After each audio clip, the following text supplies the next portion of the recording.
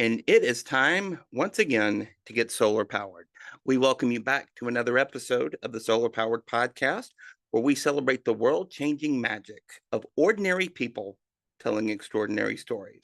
My name is Ryan Hall. Thank you so much for joining us here today. And I think we've got a really special episode here today. Now, one thing that, as I've kind of expanded my storytelling journey a little bit, one thing that I've really become enamored by and fascinated by is the idea of advocacy, of being an advocate for people, of being an advocate for people who can't advocate for themselves. Now, as I've mentioned many times, my late mother, Anne, was an advocate for special needs children.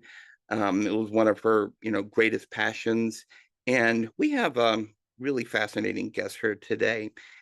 He is the son of Susan Ackerman. His name is Dr. George Ackerman. He is the author of multiple books, including A Son's Journey, about his relationship with his mother, who sadly recently passed away from Parkinson's disease. And he joins us now. George, thank you so much for getting solar powered with us today. Thanks. One quick fix. It's Sharon. Just so you know, it's my mother's name. Sharon, I am so sorry about that. It was right in front of my face. That's all right. I've been called worse, but we got to keep my mother called good. So I appreciate the time and all of your audience. It means the world to me and my family. My pleasure. My pleasure. Well, first, I'd love to get to know you a little bit and our audience to get to know you a little bit. So, what's your story? What's Yeah, who is George Ackerman? thanks. I've been an advocate my whole life. I started my career. I'm from Brooklyn, New York. Unfortunately, there's a lot of crime in where I'm from, and I always had a passion for helping victims of crime, and decided to become an attorney and a police officer. Then my PhD is in criminal justice, so today I'm a professor. So in my career, I really kind of focused on aiding individuals who lost their loved one due to crime. My dissertation and my work and research has been around African American mothers in West Palm Beach who lost their loved one due to murder. And it's a tough topic, but an important one because there's not enough awareness for it. So I've done a lot of work with groups and individuals who lost a loved one. A lot of the time, the families become secondary victims, and they're often forgotten by the criminal justice system. And that's where I really had a passion, and that's where advocacy kind of was born. I shifted, when my mother unfortunately found out she was diagnosed with Parkinson, but for 7 years I didn't really know much about it. I knew the word Parkinson. I didn't even know his disease because we were told by many medical professionals that you don't die of Parkinson's, you die with it. That didn't unfortunately become the case for our family or my mother. But the 4 last years of her life, tragic things occurred with her health due to Parkinson's. She never had any other medical issues, and that's when I decided to devote my life while she was with me to caring for her. But again, the whole time not realizing she wouldn't be with us. So still in shock even 5 years later today. And then after she passed on 1/1/2020, I felt that she kind of was robbed 15 years of her life alive and 15 years after, because in my weird world, I feel like we should be living, to 85 or even more. And I decided to keep her memory alive by advocating for a cure. Obviously, we can't bring her back. I wish we could, but there's so many others out there battling and their families that I don't want to feel alone or to ever have to go through this. So that's where we sit today. As you can see, still living, breathing, sleeping, advocacy. And, they're tough days. I myself have had a lot of injuries and surgeries, but I always joke right after anesthesia wears off, I'm on my phone advocating for a cure for Parkinson's disease because it's, tragic what it does to a person. And this is the first time I'm actually kind of announcing it, but we're putting a documentary together, and it's going to be about my mother's life and my advocacy. It's going to follow my first book, A Son's Journey. But it's the first time I'm actually going to put some of the tougher times the last year of her life and to show what Parkinson does, not to kind of sadden people, but to bring the reality and show. And I never shared the last year of her life. I did do videos and pictures, but never shared them because I didn't want her to be remembered for that. But I think it's time that people really understand what Parkinson does. And until we have everyone on board this kind of ship, we're going to be further from a cure. Yeah, I think that's really a powerful testimony of just the power of just the narrative of, what we see and what we experience about somebody that can kind of, I don't want to say taint the legacy of somebody who, may have been going through, something like this, Parkinson's, or, like my friend Ian who lost his dad to ALS. Um, but just really kind of taint the legacy of how we remember people who go through these kind of things and who pass away of these kind of things. Now, kind of in that vein, I'd love to know a little bit about who Sharon was, what kind of person, what kind of human being she was, not just as a mother, but just really as somebody in your life. So, what was her story? Yeah, she was very happy, kind, and caring person. Most positive person I've met. Of course, Parkinson changed a lot of it because she lost hope and was very frustrated at the disease and angry at it.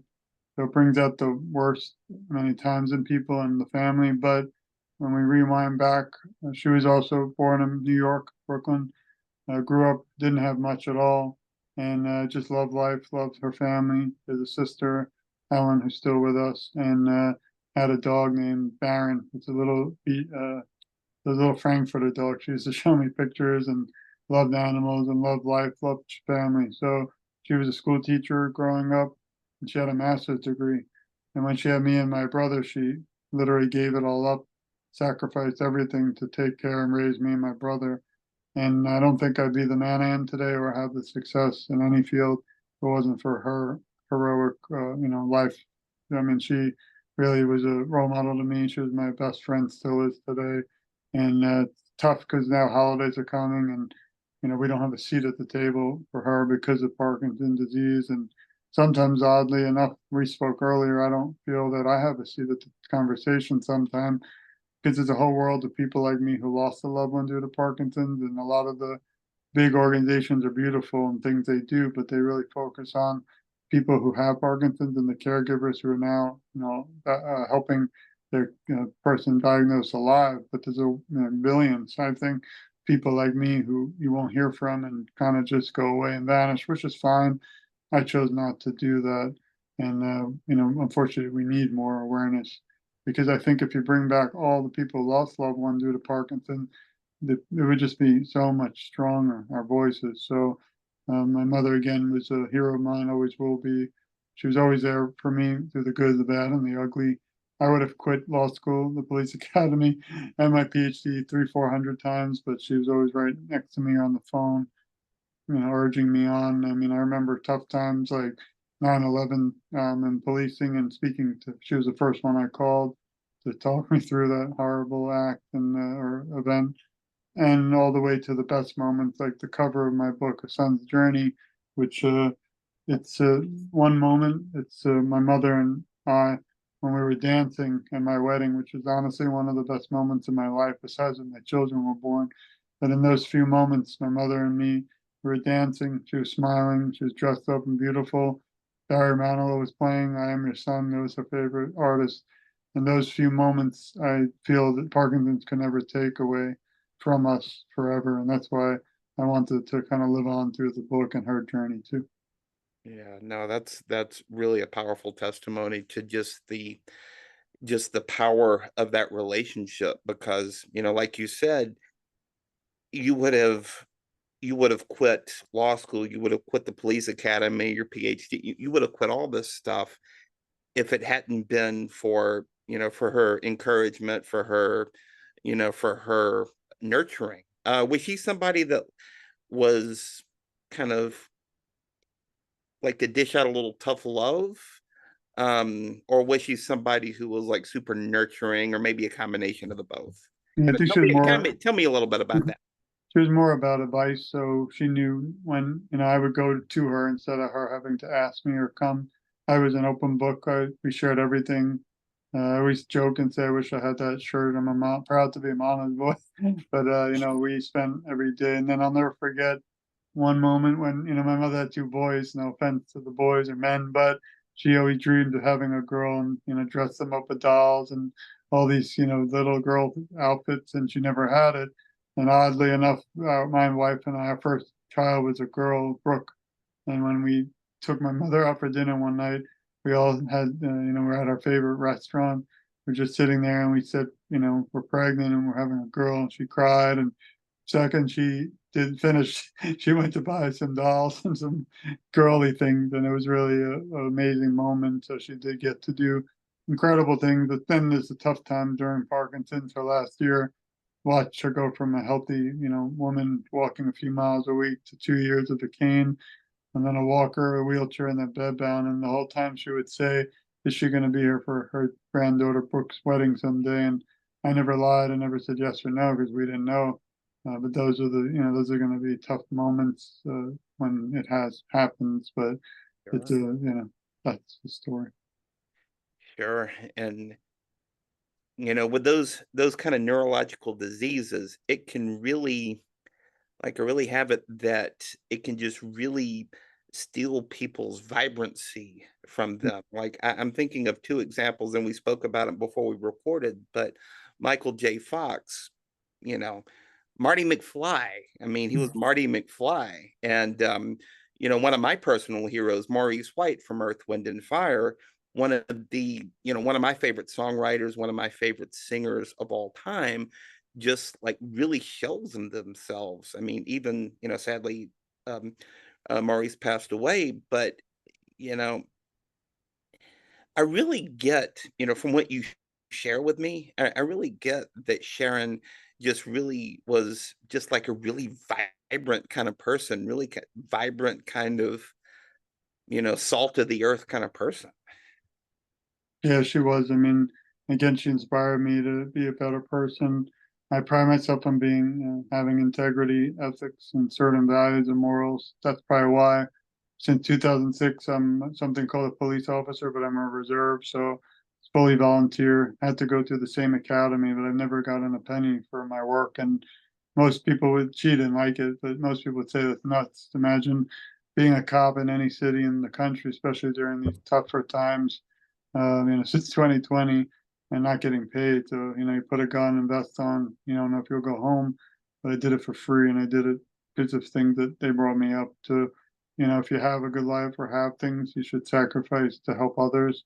My favorite times in law enforcement were serving turkeys to the less fortunate or driving Santa and the kids in Toys for Tots and so many memories that I miss a little. I don't go as much now. I'm still police, but due to my back, I have had several surgeries. It's not, I can't put the stuff on now, but a lot of that stuff though does come, even though she didn't want me to ever do it, from how I was raised and giving back to others. And that's what I'm doing today.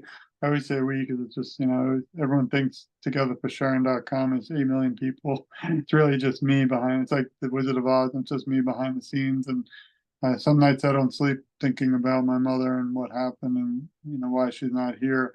And it just drives me even more to advocate for care for others.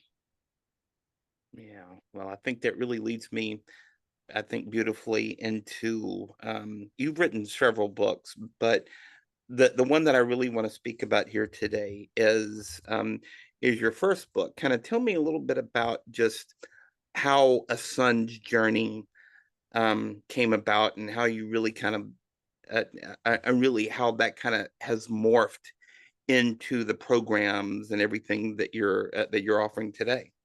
Yeah, I didn't want to write a book. I've written books in constitutional law and criminal law as an attorney and a police officer, but I decided that, when the last year was the toughest, I just never saw anything like this in my life. Never dreamed that it would happen to anyone, let alone my mother. And I decided to, during the last year, I wrote a journal and I never shared it. Every single day, a time stamped date of what I went through with my mother and even our conversations. And some are tough. So some people might not want to read the book just because it's reality, but most people do want to read it because they want to see what, the journey is of the caregiver and as someone going through Parkinson's. Some people with Parkinson's actually might not, they're kind of tentative because they don't want to know what might happen, but every journey is different. So what happened to our, world and journey doesn't mean it'll necessarily happen to others. And one example is, unfortunately, my mother had delusions and hallucinations, which were in and itself horrifying, but not everyone has those. Although a month or two ago, famous actor Ryan Reynolds went on national TV in public for the first time, discussed how his father had Parkinson's and delusions and hallucinations. So the first time they're finally bringing some light to these topics. That's why we really need celebrities. I had the honor to interview Bernie Kosar recently, who has Parkinson's, on my show. And also Brett Favre gave a message on both of our behalf. He actually says my name, and he just recently announced he has Parkinson's. More and more people, unfortunately, are now being diagnosed. We don't know exactly why or how. I'm a big believer that it's an environment and environmental. My mother had a beautiful home, but after many years, she had mold, she had termites and things that they use in the sprays, I believe, are what caused it. And even today, there's horrible things like paraquat, which is poison, used in homes around the United States. And the only two countries, for some reason, that haven't banned it is the US and Australia, which is another story, another question. So there's things out there that can be prevented, and maybe we'll get to later. But just to answer, the reason for the book was I looked at, I don't really want to write books much. I'm busy, tired, work a lot like everyone else. But I did a little research, not just on Amazon, but around the world. And I was shocked, and I would challenge people listening to write me if I'm wrong. But as of today, after a few years, there hasn't been one book by a son who lost his mother in the world from Parkinson's, which is shocking. So that's what kind of set me to decide to do it. And it's hard doing these decisions. It's not a regular book. It's not fiction. It's our private life. But I thought people like Michael J. Fox are heroes because they decided to be public, not kind of private, which I respect everyone, for their, some are private, which is no problem.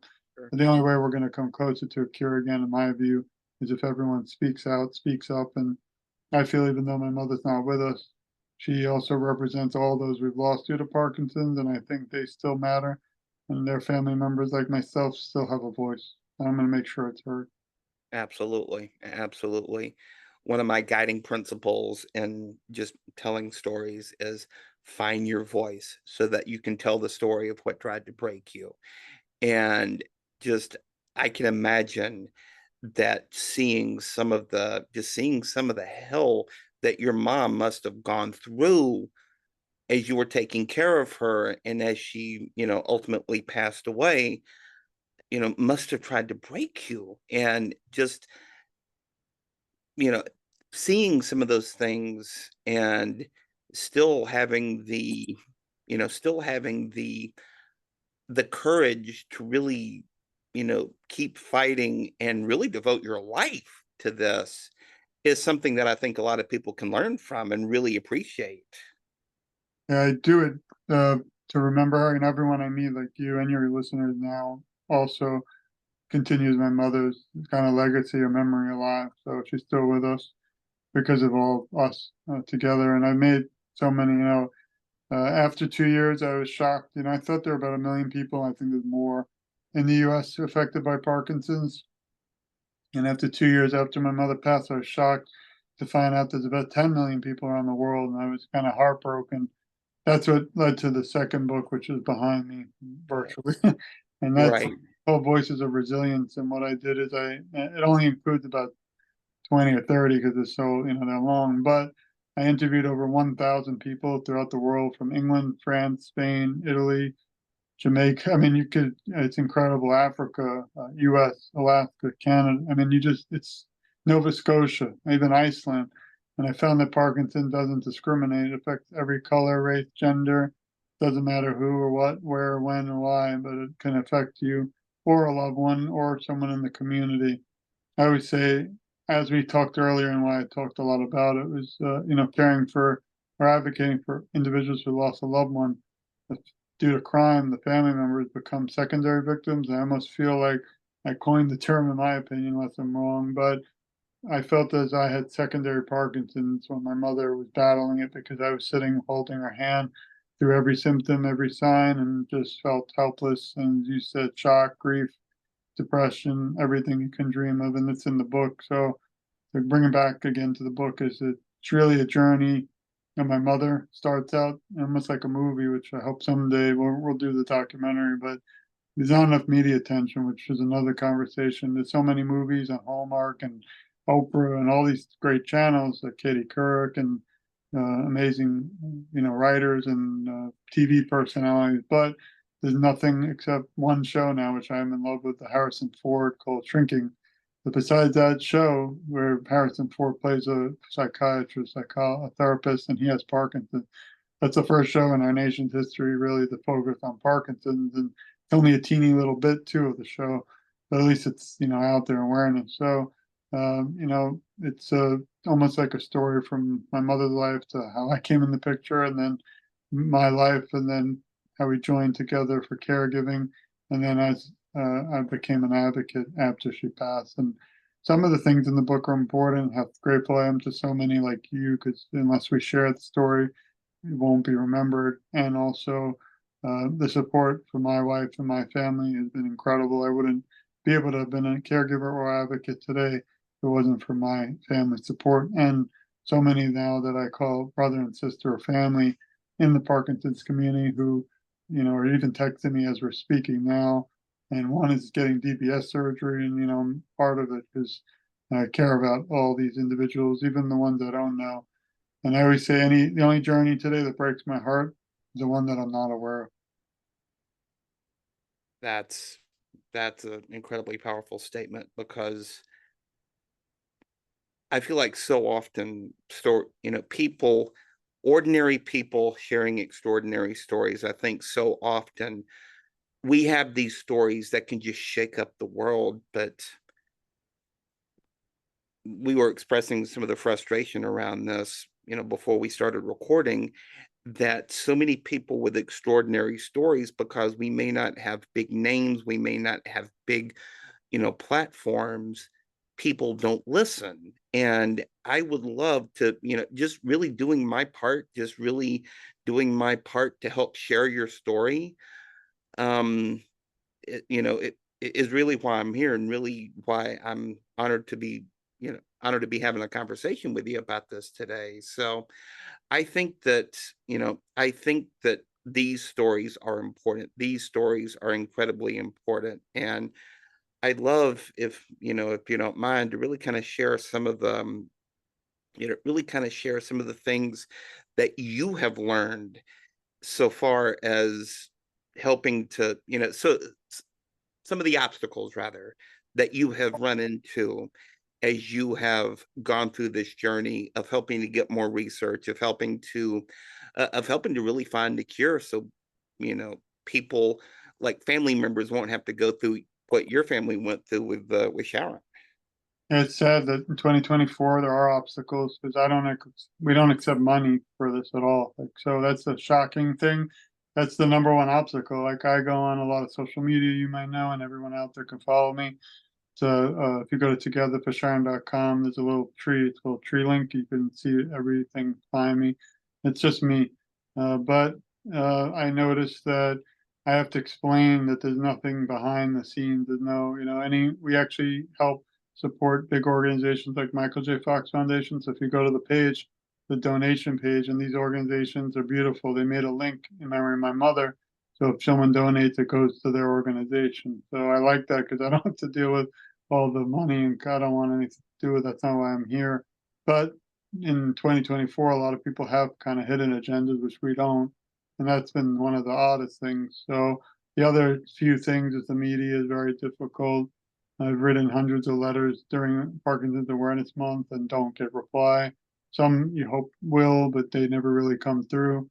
I notice until someone's affected personally by the family or themselves, then all of a sudden they will respond. Just recently, someone pretty big in the media world contacted me. I was excited. We had a call, said he'd come on my show to talk, and then never heard from them again. These things happen, but it's kind of heartbreaking because I think if we all work together as a family, we can get more out there, and I think our voices are much stronger together. But there are a lot of obstacles, more than I would dream. So many that most people that don't have the fight would have given up and quit. I don't have Parkinson's. We don't know what the future will bring, but our story, unfortunately, has unfolded in a way, and my mother's not here. Can't bring her back. So, like I said, most people I feel 99% would move on. Because so the other thing is, and I'm writing a book on this, ironically, because of some things that have happened during advocacy. But today, sitting here with you, I don't have Parkinson's. I'm no longer a caregiver of someone alive with it. But there's more than, there's probably think like 20, 30 million people who have either been affected or lost a loved one, or, isn't here anymore due to Parkinson. And I don't see anything for people like me. There's not really much support. There's not a lot of time people don't want me to speak, which is interesting because they don't want to hear the sadder side. If they got to know me, they know, and we're talking about a lot here, but I talk only about the positive and how, despite the loss of my mother, there's so many incredible, inspiring journeys and people I've become friends with and family. My show I have now, Q&A with Sharon St. George, has kind of stemmed out of meeting people who inspire me. There's a group called the Human Powered Potential, group of four people, men, rowers, and they rowed around the world all the way to Hawaii, I believe. I forgot the exact trail, but they raised over $40 million for Parkinson's awareness. So those type of individuals, I was shocked. They're pretty popular. They work with the Michael J. Fox Foundation, but they came on my show. And it was so beautiful to be able to speak to them. So I'm kind of turned off and saddened by the people. I won't obviously name names in the book. I don't name them, but I do give a lot of information. Somebody in the community could figure it out. But there are people who are pretty big celebrities who have Parkinson's who I'd love to have on my show, or just, and not for me, because again, we don't get anything, just to share their story, to make sure that people that are caregivers like me are never alone and those battling. My mother never met someone with Parkinson's, which is tragic. But she thought she was alone in the fight and really felt alone. If I could get these individuals, on our show or speaking to people and be with the community, it really would change the world for so many battling. But it's a lot of unanswered emails, unresponded letters. And like I said, most people I think would give up, but I'm not going to because, again, I don't want anything but a cure for Parkinson's. I feel that. I really do feel that. Well, I would like to I would like to reflect a little bit on just for the uninitiated. If if somebody in your life, or if you or somebody in your life has been diagnosed with Parkinson's disease, let's say, what are some of the experiences that that patient might have?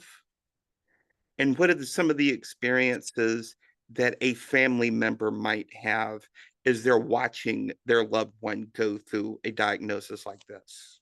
And the medical community believes there could be possibly 5 stages. Obviously, for time, I won't go through all of them, but from 1 to 3, a lot of the symptoms are, it's a movement disorder. It's the fastest growing neurological disorder in the world, not just the US.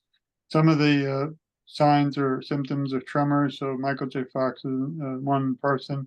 He has external tremors, so it's difficult to stop moving. My mother had more internal.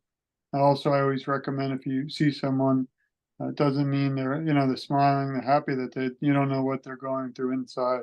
So it's a tough disease. Also, there's so many things such as problems with posture, balance, changes in facial expressions. It's called masking, difficulty slightly walking, and also things like rigidity and bradykinesia. Then, as the symptoms or the time frames, which again we have no clue on, I don't understand why my mother's accelerated. I feel they changed her medicine too drastically and something went wrong. But in just 4 years, she deteriorated. It was just, horrible. And even doing the documentary, had a big struggle myself to see if I wanted to even look at the videos of the tougher times to share them. I told the documentary individuals helping, I don't really want a lot of it focused around that, even though we do need a little of it, because it's not really, about that. We do want to show what it does. But stages 3, same thing, but 4 and 5 are the tough ones. That's where independent living is almost impossible because the individual diagnosis is going to suffer a lot of limitations on daily activities from eating, breathing, dressing, sleeping, and walking. A lot of these things aren't discussed, a lot with Parkinson's because, again, many look at Michael J. Fox. Unfortunately, he's actually at the point where he is almost in the wheelchair, and it's heartbreaking because he's the number one, leading face advocate of this fight for a cure. I had the honor to meet with him too a few times, which was a beautiful moment. But at the same time, it was also sad. I had to go in the bathroom and almost cry. I'm 6'2", 200 pounds, police, big guy. But when this talk about my mother and what this disease does, it's tough, even today. Finally, stage 5 is the toughest, where some will have delusions and hallucinations. Unfortunately, my mother did. Also, loss of smell, major issues with the stomach, which we never even really have time. The drugs for Parkinson destroy her gut, the stomach, constipation, which kept her up 24/7. We had to hire several care, they call them caregiving, they really weren't. They're just people kind of to watch over so she wouldn't fall. But we had to fire over 70 because none of them understood how to help someone with Parkinson's. So that was another story for another day. That's in the book. Also, not that the list is already enough, poor reasoning, memory, weight loss, sleep disturbance, and also vision problems. So just in our short time together, I had to kind of go quickly, but those are some of the after effects and what most individuals will go through, not all, but with Parkinson's. And the worst part is, yes, they have some medicines to help with tremors, but they don't have a cure still. And it's so hard because it's so different for each individual. We don't know the 100% reason why someone gets it or how. And there's just so much more research that needs to be done. Yeah, and unfortunately, so many obstacles in the way of getting Mhm. that research done, which is the frustration that I think kind of both of us are really seeing right now, is just getting the word out there that people are going through this stuff, and there's not enough research out there, and there's not a cure out there yet. I mean, there's a cure for, neck fat apparently, but there's not a cure for Parkinson's disease. Yeah.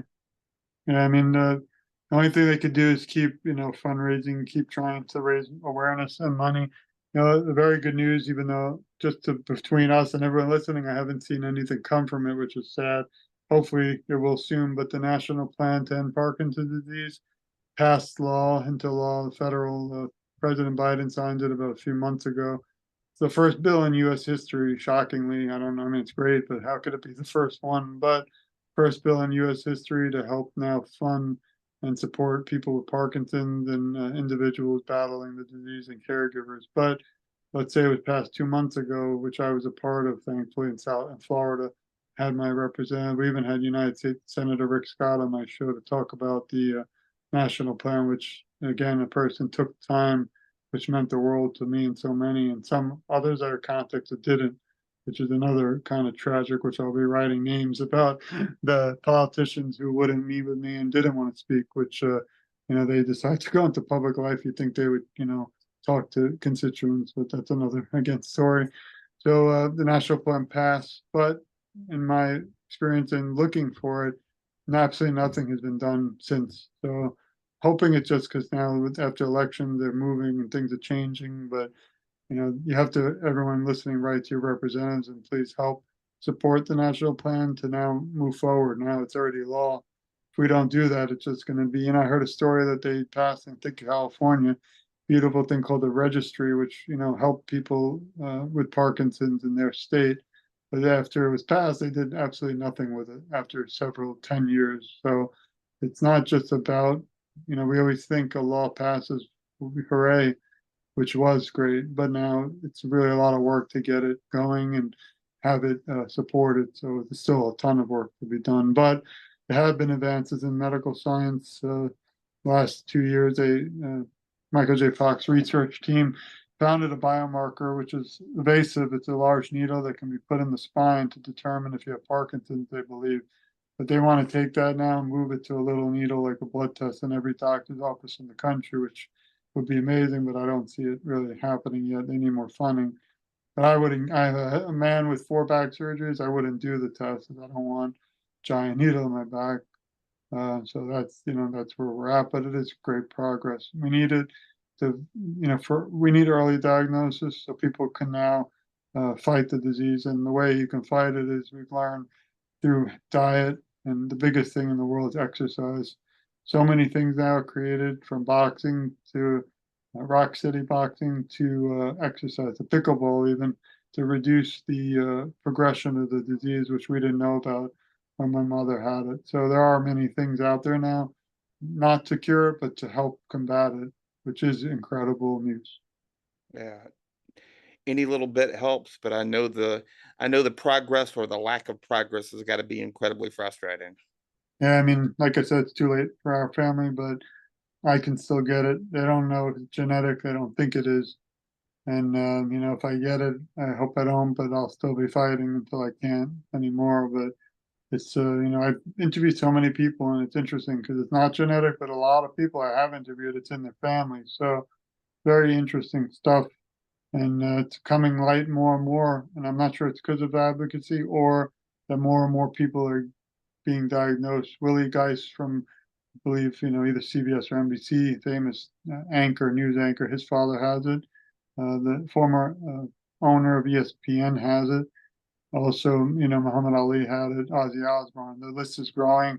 Just recently, Richard Lewis passed, and he had Parkinson's, which was tragic because I actually, ironically, was speaking to his agent for a month to have him on my show, and they said he was, okay, but he didn't want to talk about it yet. Then I saw on the news he passed. So it's a tough thing. It's just, more and more now. Brett Favre just recently said he was diagnosed, and that Ryan Reynolds, came out and talked about his parents. So there is getting to be more national attention, but I feel it kind of dies away and goes away until something else. And even talking, I don't know if he has it or I don't really care because I'm not into the political nonsense. But when they were talking about President Biden, whether he had Parkinson, it's important because it was at the national fingertips and mouths about Parkinson. So in a way, obviously I hope he doesn't have it, don't want anyone to have it, but it was important because it was something that helped with awareness.